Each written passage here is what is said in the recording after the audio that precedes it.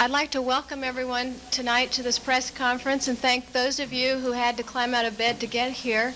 My name is Lee Lewis. I'm with the Office of University Communications of the Oregon Health Sciences University. Did everyone get a packet of information?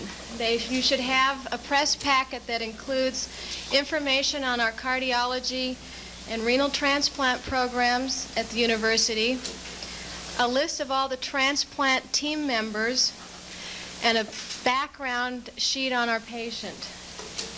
Did I leave anything out? The format of the press conference tonight will start with Dr. Laster introducing our team members here seated before you. At this point, I'd like to introduce Dr. Laster, President of the Oregon Health Sciences University. Thank you. Earlier this evening at the University Hospital of the Oregon Health Sciences University, a human heart was transplanted into Mr. Wesley Merrill, a 44-year-old construction worker from Battle Ground, Washington. The patient had been suffering from progressive heart failure since mid-1985 or even earlier, and his condition had deteriorated to the point where it no longer responded to medical treatment. Because his life expectancy had become extremely limited, the transplantation procedure was a life-saving measure.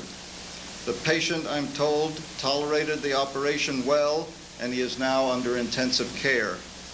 The heart transplantation team was led by Dr. Albert Starr, Professor of Surgery and Chief of the Cardiopulmonary Division at the Health Sciences University. Well, the patient is doing really well. He has been quite ill in the past few days and going downhill rapidly.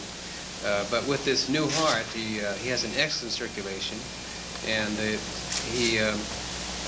think he's going to be just fine. There have been no surgical complications whatsoever. And it was a very nice heart that we implanted. What is it? We can't discuss that.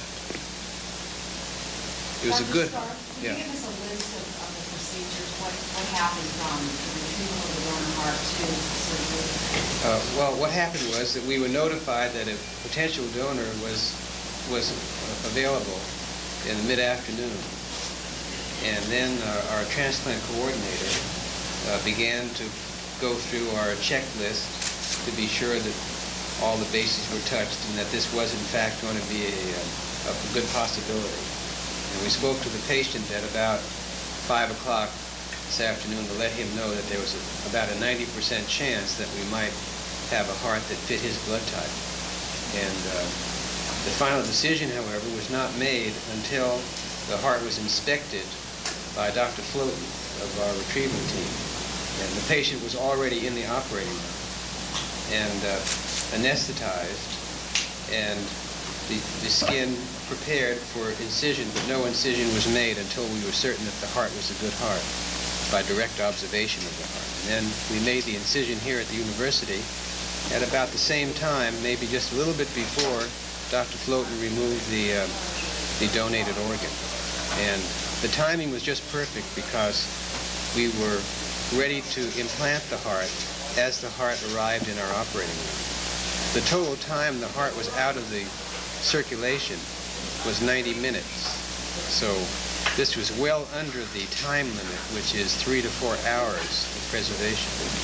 That's why I mentioned earlier that it was a heart that was in excellent shape, because as soon as its blood supply was restored, it began to fibrillate coarsely, and then with one shock came back into a normal rhythm and just took off and maintained the circulation without faltering ever since.